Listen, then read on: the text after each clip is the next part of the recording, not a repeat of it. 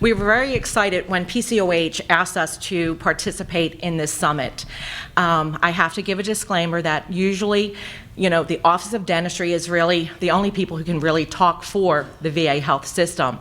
But I can speak as a 13-year employee and also as a veteran who's able to use, unfortunately not dental, but our healthcare system. So what we label this is our heroes and our oral health. What I would like to cover, what I would like to inform you with is I want to let you know who's eligible for VA dental care. That's our first question. Why aren't all veterans eligible? We do have a classification of veterans that need to be eligible for dental health care. Not everyone, unfortunately, can receive that care. The other area I would like to tell you is what services do we actually provide for the veterans that we treat? And the third thing is the latest topic is Mission Act. Next slide. Okay, I put on the top list is the Title 38 United States Code. That is what the Veterans Administration uses to tell which veterans are eligible for care. The first thing is you have to be a veteran. We do not treat spouses or family members. The other requirement is that you must be enrolled in our Veterans Health Administration healthcare system. And I want to go back, I forgot to say, Happy Veterans Day to all our veterans out there. But we've said that many times this morning.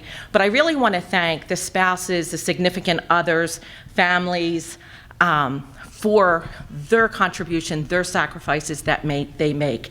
And as I'm treating a veteran who's sitting in my chair, I'm a dental hygienist, they tell me how much that they know the sacrifices that their family gives when they're on deployment. So they do recognize the loved ones that they have left behind at home while they're going out to complete their mission. Sorry about it, I meant to say that earlier. So you must be in the VA healthcare system. You must be service-connected. You must have a service-connected condition in order to receive dental health care. And there are several classifications of that. And as I was presenting this and practicing this lecture over and over again, I think one of the first things that we need to learn is that you must be 100%, you must have 100% service-connected rating. And that's who we call a Class 4 patient. If you're a prisoner of war, POW, you're covered immediately. What else do we have here? If you are recently discharged, less than 120 days, you're eligible to come in, and if you were not given a dental exam when you were discharged, you can come to the VA and get that. The unfortunate thing about that is any veteran who's discharged, any military personnel who's discharged, the last place or the last where they want to go is to the VA hospital. They don't want to come to us. So that's that. We also cover our inpatient status. This is people who are in the hospital. They can receive emergent care. So they come into the hospital and they have a toothache, they can come down to our clinic and we will treat them. We do have to then look at their classification and go from there. If you're in a domiciliary, which is sort of like a nursing home, but you're there for rehab, usually from substance abuse or homelessness, we can treat you there once you're confined for 61 days, unless you're in pain, and then we can treat you immediately. Now, to get back to our 100% disability rating class, this is how I find when I'm speaking to veterans or someone asks me about the VA system, what I say to them are you receiving VA compensation? And believe it or not, our veterans know if they're receiving a VA check on a monthly basis. 100% service-connected veteran is usually receiving approximately $3,000 a month, and that's how you know they're eligible for dental care. So if you come across a veteran, ask them, are you receiving service compensation? And they'll say yes or no. And they're very knowledgeable of who can receive treatment and who cannot receive treatment. Now, we do have some special programs. We have our Homeless Veterans Initiative. That is a program where you go into we call it grant per diem, and the first 2 weeks to a month that you're in this program, because most of the veterans, unfortunately, are recovering from either some type of addiction, alcohol, drug use.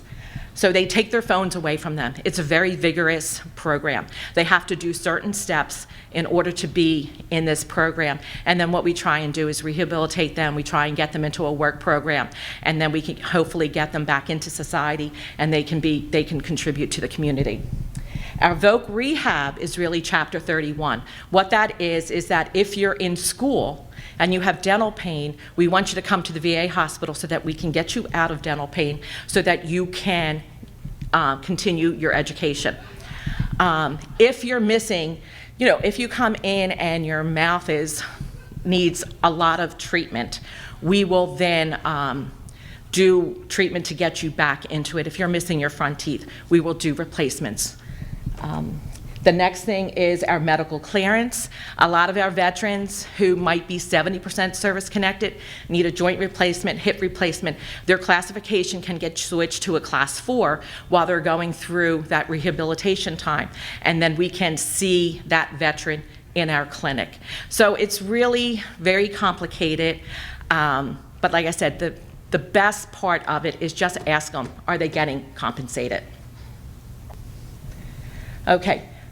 This is the other point. When Helen approached us about this, she says, we don't even know where we can receive VA care.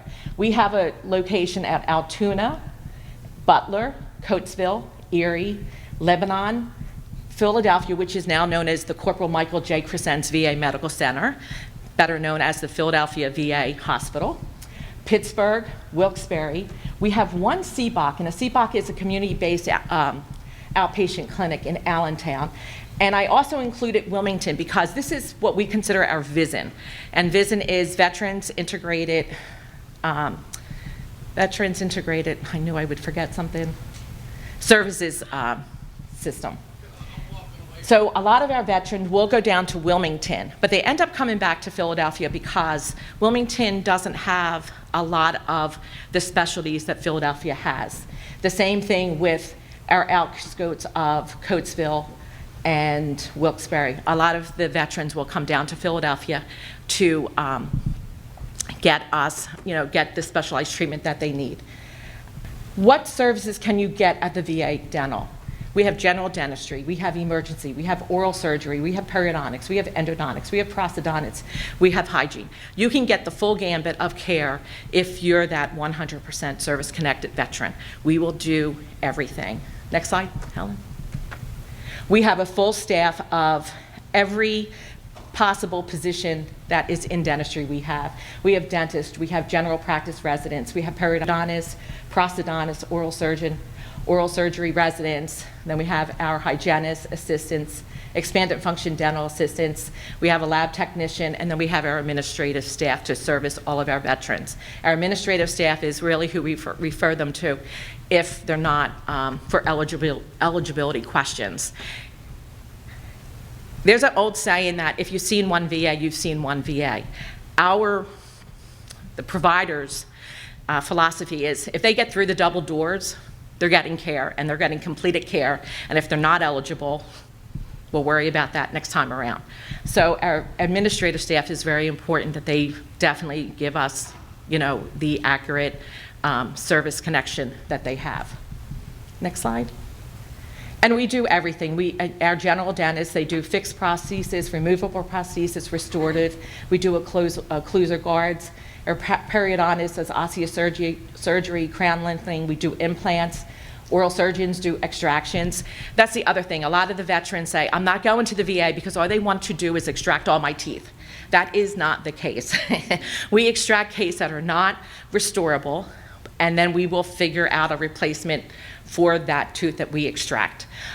So that is a false thing that a lot of the veterans have in their minds, that all they're going to do is take my teeth out, and I don't want that done.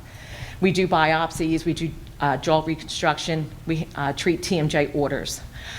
Endodontist, we do the root canal. The prosthodontist, we do full mouth reconstruction. We also do sleep apnea devices. Now, in order to have a sleep apnea device made by our service, the veteran needs to go to the sleep apnea clinic. They need to have a referral to us. We then create the sleep apnea device. But then what we do on the back end is we send them back to the sleep clinic so that they can have another sleep study done so we can tell if that device is actually working for the veteran, because we know that the gold standard of care is, the CPAP machine. So some of our veterans can't take that. They can't use that sleep apnea. It's too confining. We do hygiene. And then our oral cancer treatment, we're really proud of this because we worked really hard on creating a collaboration with the oncologist, tumor board we go to. We work with ENT. We really try and get everybody involved with the oral care that's needed. Before surgery, we need to get the mouth so that we can do radiation, and then we also do the back end treatment. If you have oral cancer or head and neck, you're covered for, that would be a special category that we have. I want to go back to our class for 100% service-connected veterans. I neglected to tell you this. Our 100% service-connected veterans are sick veterans. They have coronary artery disease, COPD, high blood pressure, diabetes with an HbA1c of over 9. They're overweight. They have chronic kidney disease. I mean, that's an average patient. They're on Coumadin. That's an average patient that we treat on a daily basis at the hospital. These are medically sick patients. So that's why I said I'm fortunate that I'm not one of those veterans that need our care, but I'm glad that we can provide this care to them. Next slide, Helen. Okay. Now, the difference between fee basis, we've always had a fee basis program that if we felt we couldn't treat a veteran, we would send them out to a practicing general dentist. It was then called choice, and that was if a veteran couldn't get an appointment time within an X amount of time and they lived X amount of miles away, then they could go out to the community. It is now called Mission Act. I'm not quite sure how they do this because I live outside of Philadelphia, and they say if it takes you longer than 61 minutes, well, I'm in Bensalem, and on a morning for a 7 o'clock appointment, 8 o'clock appointment, it could take me an hour and 15 minutes to get to the VA facility in Philadelphia. So with Mission Act, next slide, Helen. You must meet the same eligibility requirements. You must be a veteran. You also, according to the provider, cannot get an appointment within 28 days of when we want to have treatment. So if I can't see you for 2 months and I want to see you in 6 weeks, we give you the option to go out on Mission Act. Again, the travel time has to be greater than 60 minutes. And the other thing is that the VA does not provide the recommended services. Next screen. How this works is I give the referral to a veteran, and they can go out to Mission Act. They choose to go out. There's a Mission Act provider. That is our dentist, our general dentist, our specialist. They are vetted through a third-party company. So we don't know who they are. I can't say, oh, I want you to go see Dr. Smith. It's all done within that department. The only thing that we do, so they usually get an appointment probably once that is arranged between the provider and the dentist, usually within 2 weeks. The next step is a little bit longer. That's the point where we need to do a predetermination or a pre-certification. So the dentist, the general dentist, will send their money into us, send their treatment plan into us, and then we decide, okay, the average treatment plan that we receive from the general practitioner is approximately $20,000 to $40,000. Okay. The only thing that we usually don't let the general dentist do outside is we don't let them refer to an oral surgeon, because if a veteran needs implants, we do the implants at the facility. And our veterans get implants all the time. So that's how the Mission Act works. And a lot of times the veterans will go out to Mission Act, but they'll come back to us. And again, our veterans are a special population. A lot of them have PTSD. If they're not medically compromised, it's the other part of PTSD, depression. And a lot of times they're just not used to the community, or the community isn't used to them. And they end up coming back because we're the familiar face. Helen, next slide. I think that's it. Yes. So that's hopefully it. 2 pearls. Ask them, you know, are they receiving compensation? And then definitely send them to the VA hospital if they, tell them to get a referral.